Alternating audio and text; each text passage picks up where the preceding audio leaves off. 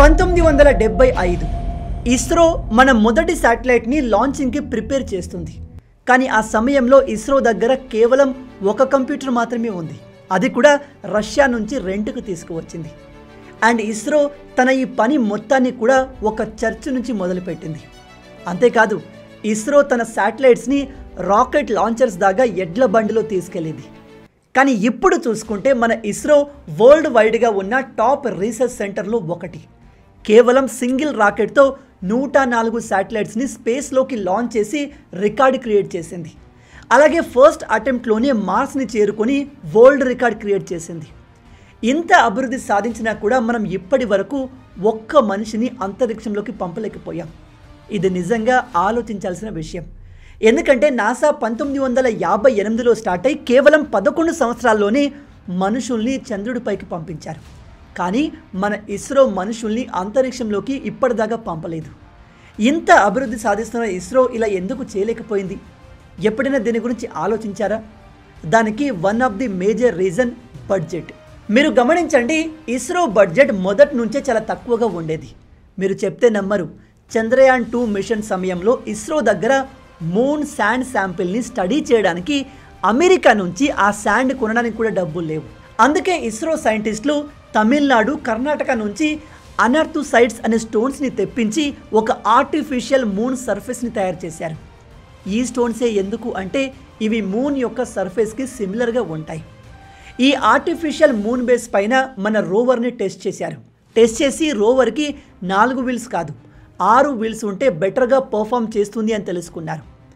మంగళయాన్ మిషన్ని ఇస్రో కేవలం $74 million complete చేసింది. కానీ సిమిలర్ మిషన్ చేయడానికి నాసాకు $671 మిలియన్ ఖర్చయింది. అంటే ఇస్రోకి దాదాపు 10 రెట్లు ఎక్కువ. నిజంగా మన సైంటిస్టులు ఎంత గొప్పవారో ఆలోచించండి. నాసా కంటే 10 రెట్లు తక్కువ బడ్జెట్లో మంగళయాన్ మిషన్ని కంప్లీట్ చేశారు. That is quite remarkable. అందుకే కొంతమంది చెప్పేది ఏమిటంటే మన ఇస్రోకి నాసా లాంటి బడ్జెట్ ఉంటే మనం ఈ పాటికే మనుషుల్ని మార్స్ పైకి పంపించే వాళ్ళము అని. ఎందుకంటే ఇంత తక్కువ బడ్జెట్లో స్పేస్ మిషన్లు కంప్లీట్ చేయడం మామూలు విషయం కాదు. ఇక్కడ మన భారతీయ సైంటిస్టుల ప్రతిభ కనిపిస్తుంది. తక్కువ బడ్జెట్లో కూడా వాళ్ళు ఎక్సెప్షనల్ పర్ఫార్మెన్స్ ఇస్తున్నారు. మంగళయాన్ మిషన్లో మీరు నమ్మరు, డైరెక్ట్గా మనం ఆర్బిటర్ని మార్స్ పైకి పంపిస్తే దానికి చాలా ఖర్చు అవుతుంది. అందుకని ఒక లాంగ్ మెథడ్ ఉంది. అది చీప్, కాకపోతే చాలా కాంప్లెక్స్. అదే అపోజీ రైజింగ్ ఆర్బిటర్ మాన్యూవర్. అంటే ఇందులో మనం మార్స్ మీదకి పంపాలి అనుకునే ఆర్బిటర్ని ముందు భూమి చుట్టూ అనేక సార్లు రౌండ్ వేసి ఆ తర్వాత ఎర్త్ గ్రావిటీని యూజ్ చేసి ఒక స్లింగ్ షాట్ పద్ధతి ద్వారా తక్కువ ఫ్యూయల్తో మార్స్ని చేరుకుంటుంది. మన ఇస్రో ఇంత పర్ఫెక్ట్గా, బ్రిలియంట్గా తక్కువ బడ్జెట్లో నాసా లాంటి పెద్ద మిషన్లు కంప్లీట్ చేయగలుగుతుంది. కాబట్టే ఒకసారి నాసా మన ఇస్రో శాటిలైట్ నుంచి డాటాను దొంగతనం చేసింది. ఎస్, మీరు విన్నది కరెక్టే. నాసా ఇస్రో నుంచి ఇన్ఫర్మేషన్ని చోరీ చేసింది. ఇది ఎలా జరిగిందంటే చంద్రయాన్ 1 మిషన్లో ఇస్రో మూన్ ఇంపాక్ట్ ప్రోబ్ని చంద్రుడిపైన ల్యాండ్ చేసింది. అయితే ఈ మిషన్లో మనం నాసాకు చెందిన ఒక డివైస్ని యూజ్ చేశాము. దాని పేరే మూన్ మినరలజీ మ్యాపర్. ఈ మిషన్ యొక్క మేజర్ గోల్ చంద్రుడి ఉపరితలంపై వాటర్ ఉందా లేదా అనేది ఐడెంటిఫై చేయాలి. అయితే మన ఇస్రోకు ఈ మిషన్లో చంద్రుడి పైన వాటర్ మాలిక్యూల్ ఉన్నట్టు కన్ఫర్మ్ అయింది. ఈ మొత్తం డీటెయిల్స్ని చంద్రయాన్ 1 ఇస్రోకి పంపించింది. అయితే ఈ డేటాతో పాటు ఇస్రోకి ఒక ఎర్రర్ వచ్చింది. అందులో చంద్రయాన్ యొక్క ఒక సెన్సార్ పాడైపోయినట్టుగా ఉంది. దాంతో చంద్రుడి పైన వాటర్ మాలిక్యూల్ ఉన్నట్టు చంద్రయాన్ 1 మిషన్ కన్ఫర్మ్ చేసినప్పటికీ ఎర్రర్ కూడా వచ్చింది. కాబట్టి ఇది నిజమో కాదో అనే డౌట్ తోటి మనం ఈ విషయాన్ని ప్రపంచానికి చెప్పలేదు. కానీ నాసా దీన్ని అడ్వాంటేజ్గా తీసుకుంది. మనం చంద్రయాన్ 1లో ఉపయోగించిన వాళ్ళ పార్ట్స్తో చంద్రయాన్ 1 మిషన్ గ్యాదర్ చేసిన డేటా మొత్తాన్ని నాసా కాపీ చేసుకుంది, దొంగతనం చేసింది. అండ్ అందులో ఉన్న డేటాని వాళ్ళు కనిపెట్టినట్టుగా వాళ్ళ నెట్వర్క్ని ఉపయోగించి మేము చంద్రుడి పైన నీళ్లు ఉన్నట్టుగా కన్ఫర్మ్ చేస్తున్నాము అని ప్రకటించుకున్నారు. అంటే ఇక్కడ చంద్రుడి పైన వాటర్ని గుర్తించింది మన ఇస్రో, కానీ క్రెడిట్ మొత్తాన్ని నాసా కొట్టేసింది. అమెరికా అండ్ నాసా మన ఇస్రోని కంట్రోల్ చేయాలి, తమ చెప్పు చేతుల్లో ఉంచుకోవాలి అని ట్రై చేయడం ఇది మొదటిసారి ఏమీ కాదు. ఇలా వాళ్ళు చాలాసార్లు చేశారు. మన ఇండియాని ఇండియన్ స్పేస్ రీసెర్చ్ ఆర్గనైజేషన్ అయిన ఇస్రోని ఎదగకుండా అమెరికా అనేక ప్రయత్నాలు చేసింది. మీరు నమ్మరు, రష్యా ఇండియాకు మధ్య జరగబోయే క్రయోజెనిక్ ఇంజన్ డీల్ కూడా అమెరికా క్యాన్సిల్ చేయించింది.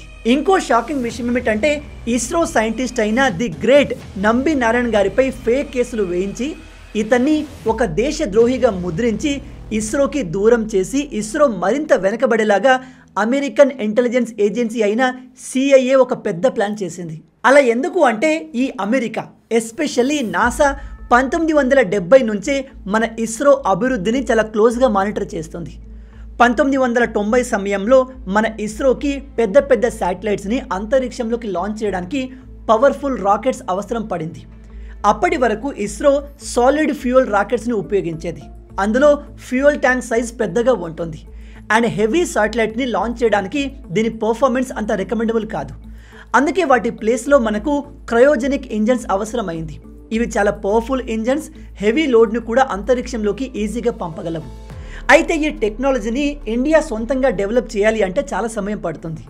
అందుకే మన ఇస్రో ఆల్రెడీ ఇవి రష్యా దగ్గర ఉన్నాయి, రష్యా మనకు మిత్రదేశం కాబట్టి వాళ్ళ దగ్గర నుంచి కొనుక్కుంటే అయిపోతుంది అనుకున్నారు. అందుకే మన ఇండియా 1991లో రష్యా నుంచి క్రయోజెనిక్ ఇంజన్ అండ్ దాని టెక్నాలజీ కొనడానికి డీల్ చేసుకుంది. కానీ ఇది అమెరికాకు నచ్చలేదు. దాంతో మనకు ఆ టెక్నాలజీని కానీ క్రయోజెనిక్ ఇంజన్ని కానీ ఇవ్వకూడదు, వీల్లేదు అంటూ USA ప్రొటెస్ట్ చేసింది. అలాగే ఒకవేళ రష్యా ఇండియాకు ఈ రాకెట్ టెక్నాలజీ ఇస్తే మేము శాంక్షన్స్ వేస్తామని బెదిరించింది. దాంతో చివరికి ఆ డీల్ క్యాన్సిల్ అయిపోయింది.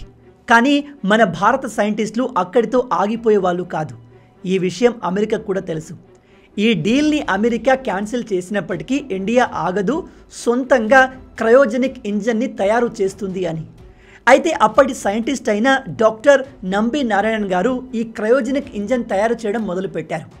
ఇతను ఇంకా 1-2 సంవత్సరాల్లో ఈ రాకెట్స్ని తయారు చేసేస్తారు అని తెలిసి అమెరికా సీక్రెట్ ఏజెన్సీ CIA ఈయన్ని ఒక ఫేక్ కేసులో ఇరికించి ఇతను ఒక దేశద్రోహి, మన టెక్నాలజీని పాకిస్తాన్కి అమ్ముతున్నాడు అని అందరినీ నమ్మించి ఇతన్ని జైల్లో వేయించింది. ఈ టాపిక్ పైన ఆల్రెడీ ఒక సినిమా కూడా ఉంది, వీలైతే దాన్ని చూడండి, మీకు చాలా కొత్త విషయాలు తెలుస్తాయి. అమెరికా అండ్ నాసా మన ఇండియాను ఎదగనివ్వకుండా ఎలా అడ్డుకున్నాయో మీకు తెలుస్తుంది. మీరు నమ్మరు, మన భారతదేశంలో ఉన్న చాలామంది లాయర్లు, పోలీసులు ఇంకా చాలామందిని అమెరికా డబ్బులు పెట్టుకొని ఈ సైంటిస్ట్ పైన ఫేక్ కేసులు పెట్టించింది. ఎందుకు? ఇస్రో దగ్గర పవర్ఫుల్ రాకెట్స్ అయిన క్రయోజెనిక్ ఇంజన్స్ రాకూడదు అని. కానీ తర్వాత ఇదంతా అబద్ధం, అమెరికా మనల్ని అభివృద్ధి చెందనివ్వకుండా ఆపిన డ్రామా అని అందరికీ తెలిసింది. కానీ అప్పటికే చాలా లేట్ అయిపోయింది. అమెరికా చేయాలి అనుకున్న పనిని చేసేసింది. ఈయన్ని అనేక సంవత్సరాలు జైల్లో వేసేశారు. ఆ టైంని ఇతను రాకెట్స్ ఇంజన్ పైన కేటాయించి ఉంటే మన ఇస్రో ఇప్పుడు వేరే లెవెల్లో ఉండేది.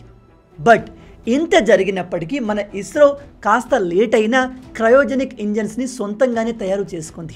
ఇక ఇప్పుడు మనం నాసాని ఇస్రోని కంపేర్ చేద్దాం.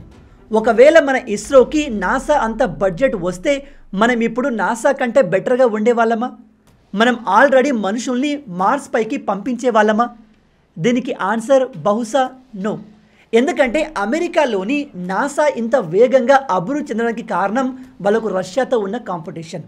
పైగా ఆ సమయంలో మన ఇండియా ఇస్రోకి నాసా అంత బడ్జెట్ని ఇచ్చే పొజిషన్లో లేదు.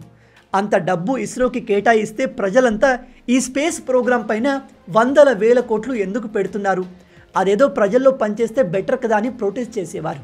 అందులో తప్పులేదు కూడా, ఎందుకంటే అప్పుడు మన ఇండియాలో డెవలప్మెంట్ ప్రాపర్గా జరగలేదు. మన ఇండియా యొక్క లిటరసీ రేట్ 30% కంటే తక్కువ ఉంది. అలాంటి సమయంలో అంత బడ్జెట్ స్పేస్ ప్రోగ్రామ్కి కేటాయించడం అస్సలు కరెక్ట్ కాదు. వరల్డ్ వార్ 2 వరకు అమెరికా, రష్యా రెండు మిత్రదేశాలుగానే ఉన్నాయి. కానీ ఆ తర్వాత ఇద్దరి మధ్య డిఫరెన్స్లు క్రియేట్ అయ్యి బద్ధ శత్రువులుగా మారారు. అప్పుడు అమెరికాలోని నాసాకి, రష్యాలోని రాస్కాస్మోస్కి కాంపిటీషన్ స్టార్ట్ అయింది. ఒక అతిపెద్ద టెక్నాలజికల్ వార్ఫేర్ స్టార్ట్ అయింది. దీన్నే కోల్డ్ వార్ అని కూడా అంటారు. ఇందులో వీళ్ళ పోటీ చాలా క్లియర్. ఎవరు ఎక్కువ టెక్నాలజికల్ అడ్వాన్స్మెంట్ని అచీవ్ చేస్తే వాళ్ళు సుపీరియర్ అండ్ ప్రపంచంలోనే ది బెస్ట్గా చెప్పుకోబడతారు. రష్యా 1957లో 2 శాటిలైట్స్ని అంతరిక్షంలోకి పంపింది. అవే స్పుత్నిక్ 1 and 2. ఇది చూసి అమెరికా నెక్స్ట్ ఇయర్ అంటే 1958లో నాసాను స్టార్ట్ చేసి తమ ఫస్ట్ శాటిలైట్ ఎక్స్ప్లోరర్ 1ని లాంచ్ చేసింది. దీనికి రెస్పాన్స్గా రష్యా 1961లో మొట్టమొదటిసారిగా యూరీ గగారిన్ని అంతరిక్షంలోకి పంపింది. అండ్ దీనికి రెస్పాన్స్గా నాసా జాన్ గ్లెన్ని ఔటర్ స్పేస్లోకి పంపి భూమి చుట్టూ ఒక రౌండ్ వేసింది. దీనికి రెస్పాన్స్గా రష్యా మొదటిసారిగా వాలెంటీనా టెరిస్కోవా అనే మహిళను అంతరిక్షంలోకి పంపి అంతరిక్షంలోకి వెళ్ళిన మొదటి మహిళగా రికార్డ్ క్రియేట్ చేసింది. ఇక్కడ మీరు క్లియర్గా చూడవచ్చు నాసా అండ్ రష్యాలు ఎలా పోటీ పడుతున్నాయో. చివరగా 1969లో అమెరికా మనుషుల్ని చంద్రుడిపైకి పంపి ఈ కోల్డ్ వార్లో రష్యా పైన విజయం సాధించింది. వరల్డ్లోని మోస్ట్ అడ్వాన్స్ కంట్రీగా మారింది. ఇక్కడ నాసా సూపర్ సక్సెస్ఫుల్ అవడానికి కారణం వాళ్ళకి రష్యా నుంచి ఉన్న టఫ్ కాంపిటీషన్. కానీ మన ఇస్రోకి అలాంటి కాంపిటీషన్ ఏది లేదు. పాకిస్తాన్ మనతో స్పేస్ టెక్నాలజీలో కాదు, వాళ్ళు ఉగ్రవాదుల్ని తయారు చేయడంలో బిజీ అయిపోయారు. కాబట్టి ఎటువంటి కాంపిటీషన్ లేని ఇస్రోకి నాసా బడ్జెట్ని ఇస్తే మన వాళ్ళు ఇప్పుడు నాసా ఉన్న పొజిషన్ కంటే ఇంకా అభివృద్ధి చెందేవారు అని చెప్పడం అంత కరెక్ట్ కాదేమో. మన భారత సైంటిస్టులు తక్కువ బడ్జెట్ ఉన్నప్పుడే ఎక్కువ ఎఫిషియన్సీతో పనిచేసి ఆ బడ్జెట్లోనే మిషన్ని ఎలా కంప్లీట్ చేయాలో బెస్ట్గా ప్లాన్ని ప్రిపేర్ చేస్తారు. అలాంటి వాళ్ళకి హై బడ్జెట్ ఇస్తే మేబీ మన వాళ్ళు మిగతా దేశాల సైంటిస్ట్ లాగా సోమరుడు అయిపోయే అవకాశం కూడా లేకపోలేదు. ఇక్కడ 2 పాసిబిలిటీస్ ఉన్నాయి. ఇప్పుడు మన ఇస్రో పనిచేస్తున్న ఇదే ఎఫిషియన్సీతో నాసా బడ్జెట్లో పనిచేస్తే ఖచ్చితంగా మనం నాసా కంటే ముందుంటాం. కానీ ఎక్కువ బడ్జెట్ ఉన్న కారణంగా మన సైంటిస్టులు రిలాక్స్ అయిపోయి పనిచేస్తే చాలా వెనకబడిపోతాం. ఇంగ్లీష్లో ఒక మాట ఉంది, necessity is the mother of all invention. ఆ సమయంలో రష్యా అమెరికా మధ్య టెక్నాలజీలో వేగంగా అభివృద్ధి చెంది ప్రపంచం మొత్తానికి మేమే గొప్ప అని ప్రూవ్ చేసుకోవాల్సిన నెసెసిటీ ఉంది. అందుకే వాళ్ళు వేగంగా అభివృద్ధి చెందారు. కానీ అలాంటి నెసెసిటీ మన ఇస్రోకి లేదు. కాబట్టి అంత అభివృద్ధిని మనం ఆ బడ్జెట్లో సాధించలేకపోయే వాళ్ళం కావచ్చు.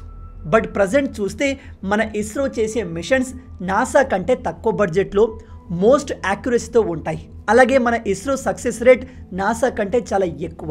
అందుకే ఇప్పటికీ మన ఇస్రో అభివృద్ధిని ఆపడానికి అమెరికా అనేక ప్రయత్నాలు చేస్తుంది, ఫ్యూచర్లో కూడా చేస్తూనే ఉంటుంది. ఎందుకంటే అమెరికాకి వేరే వాళ్ళు వాళ్ళకంటే ఎక్కువ అభివృద్ధి చెందడం ఇష్టం లేదు, దాన్ని వాళ్ళు సహించరు. అందుకే నాకు అప్పుడప్పుడు అనిపిస్తుంది అమెరికా లాంటి దేశానికి చైనానే కరెక్ట్ అని. ఎందుకంటే అమెరికా ఎంత ట్రై చేసినా చైనాను ఇంపాక్ట్ చేయలేదు. ఎందుకంటే చైనాలో మన దేశంలో లాగా డెమోక్రసీ లేదు.